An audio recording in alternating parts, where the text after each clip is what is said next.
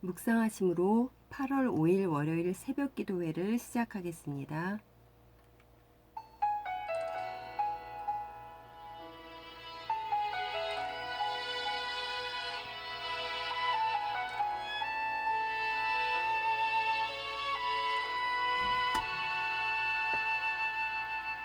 이 세상을 살아가는 동안에 나의 힘을 의지할 수 없으니 기도하고 낙심하지 말 것은 주께서 참 소망이 되심이라. 하나님의 꿈이 나의 비전이 되고 예수님의 성품이 나의 인격이 되고 성령님의 권능이 나의 능력이 되길 원하고 바라고.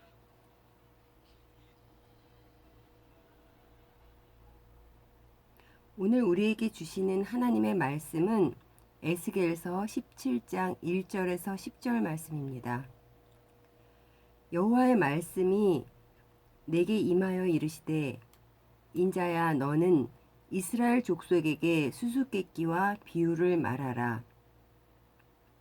여호와께서 이같이 말씀하여 이르시되 색깔이 화려하고 날개가 크고 깃이 길고 털이 숱한 큰 독수리가 레바논에 이르러 백향목 높은 가지를 꺾되 그 연한 가지 끝을 꺾어 가지고 장사하는 땅에 이르러 상인의 성읍에 두고 또 그 땅의 종자를 꺾어 옥토에 심되 수양 버들 가지처럼 큰 물가에 심더니 그것이 자라며 퍼져서 높지 아니한 포도나무 곧 굵은 가지와 가는 가지가 난 포도나무가 되어 그 가지는 독수리를 향하였고 그 뿌리는 독수리 아래 있었더라.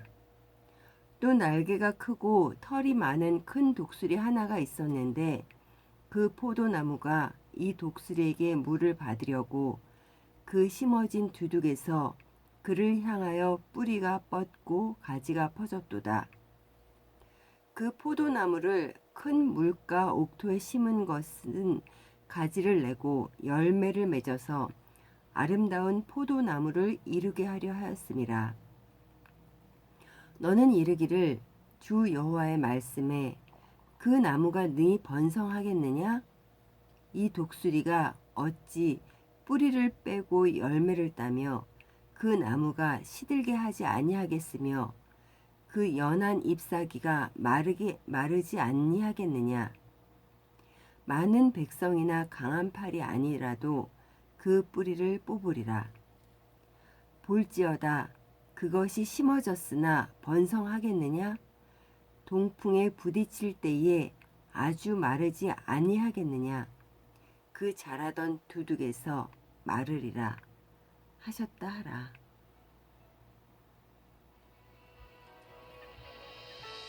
세상을 살아가는 동안에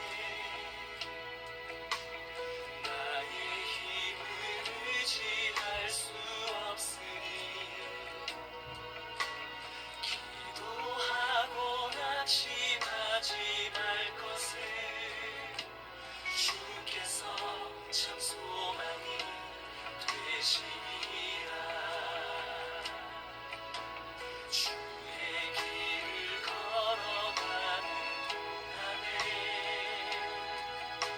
세상에 거두지 할 수 없으니 감사하고 낙심하지 말 것을 주께서 참 기쁨이 되시리라. 하나님의 꿈이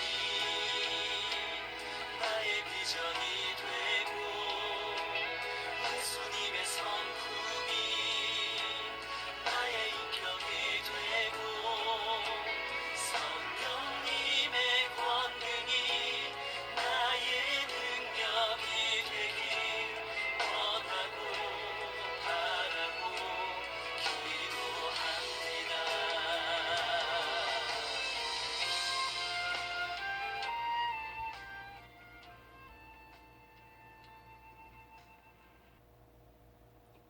오늘 본문은 여호와 하나님께서 비유와 수수께끼를 통해 하나님에게서 멀어져 간 유다 백성에게 하시는 말씀입니다.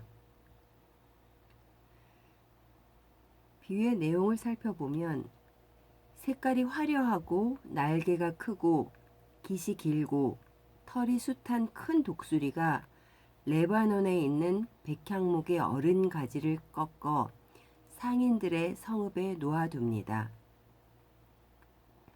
여기서 큰 독수리는 바벨론을 비유하며 백향목의 어린 가지는 즉위한 지 3달밖에 안 되는 예루살렘의 왕 여호야긴을 비유합니다.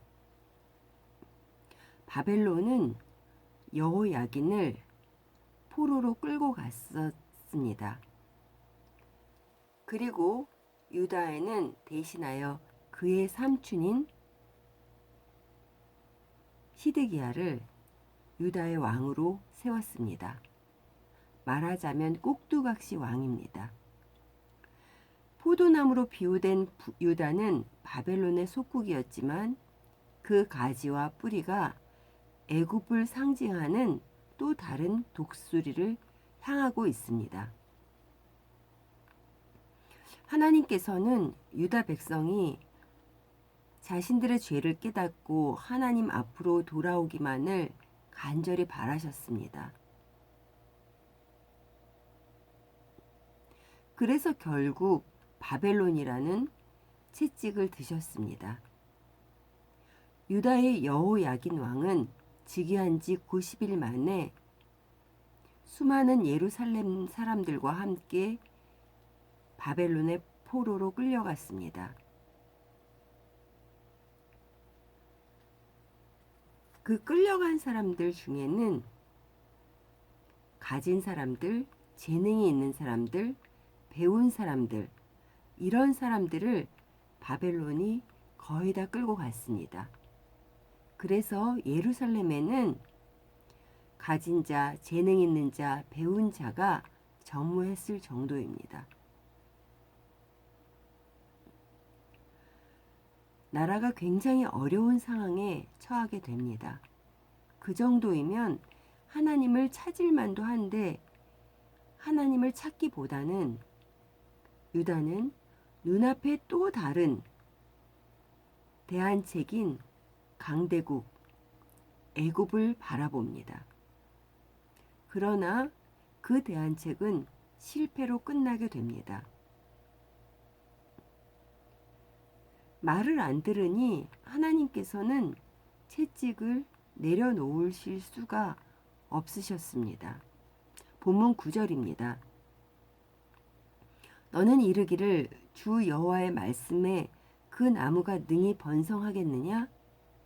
이 독수리가 어찌 그 뿌리를 빼고 실과를 따며 그 나무로 시들게 하지 아니하겠으며 그 연한 잎사귀로 마르게 하지 아니하겠느냐? 많은 백성이나 강한 팔이 아니라도 그 뿌리를 뽑으리라. 하나님은 사랑이십니다. 그래서 자신의 백성들을 향한 채찍은 사랑의 채찍인 것입니다. 하나님께서는 결코 우리가 실패하길 원하시거나 불행해지기를 원하시는 분이 아니십니다. 하나님이 채찍을 드실 때 자꾸 다른 대안책을 구하게 되면 그만큼 채찍을 맞는 시간이 길어질 수밖에 없습니다. 사랑하는 성도 여러분, 늘 나는 누구인가라는 정체성에 대한 질문을 던지며 살아야 합니다. 누구입니까? 바로 하나님의 자녀입니다. 하나님의 자녀가 하나님의 품 안에서 벗어나서 자꾸 다른 것에 눈을 돌린다면 하나님 아버지의 마음은 어떠하실까요? 우리를 지으시고 머리털까지도 다 세시는 하나님이신데, 우리를 그만큼 잘 아시는 하나님이신데 우리의 갈 길을, 우리의 해야 할 바를 하나님께 묻지 않고 내 생각대로 하며 세상에 더 좋게 보이는 다른 것들을 의지한다면 하나님 아버지의 마음은 어떠하실까요? 우리가 걸어야 할 가장 올바른 길은 하나님이 제일 잘 아십니다. 그런데 자꾸만 하나님과 멀어져 간다면 하나님께서는 우리가 그토록 의지했던 것들을 도구로 삼으셔서 채찍을 드실 수밖에 없으실 것입니다. 어떻게 해서든 하나님 품 안으로 돌아올 수 있게 말입니다. 여러분은 어떻습니까? 하나님을 향한 여러분의 마음은요? 하나님의 자녀인 우리들을 바라보실 때 흐뭇해 하실까요? 에스겔 선지자를 통하여 이스라엘 백성들에게 하나님께서는 하나님의 말씀을 전하고 계십니다. 우리도 이 말씀이 말 안 듣는 이스라엘 백성에게만 하시는 말씀이 아니라 우리에게 하시는 말씀으로 듣고 이 말씀을 잘 경청하여 하나님 아버지의 아픈 마음을 느낄 수 있기를 바랍니다. 그리고 우리가 하나님의 자녀라는 사실을 잠시도 잊지 않고 살아갈 수 있기를 바랍니다. 오늘 하루를 살면서 하나님의 자녀다운 삶이 어떤 것인지를 생각하고 행동하는 하루 되시기를 간절히 소원합니다.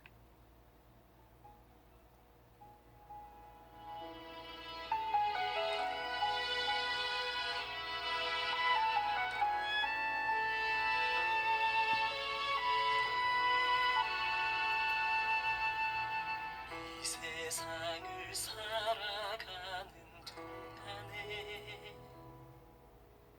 나의 힘을 의지할 수 없으니 기도하고 낙심하지 말 것은 주께서 참 소망이 되심이라. 하나님의 꿈이 나의 비전이 되고 예수님의 성품이 나의 인격이 되고 성령님의 권능이 나의 능력이 되길 원하고 바라고 기도합니다.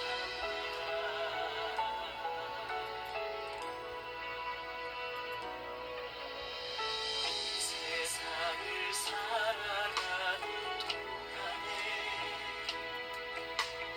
나의 힘을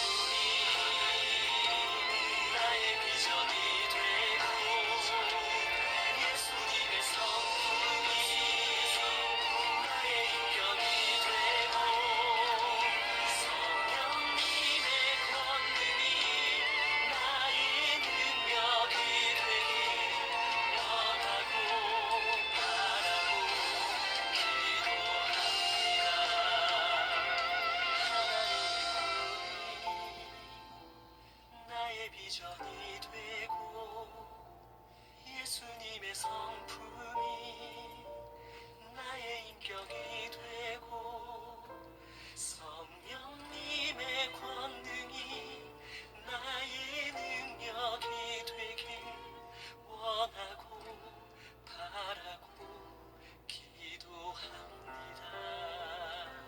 하나님의 꿈이 나의 비전이 되고 예수님의 성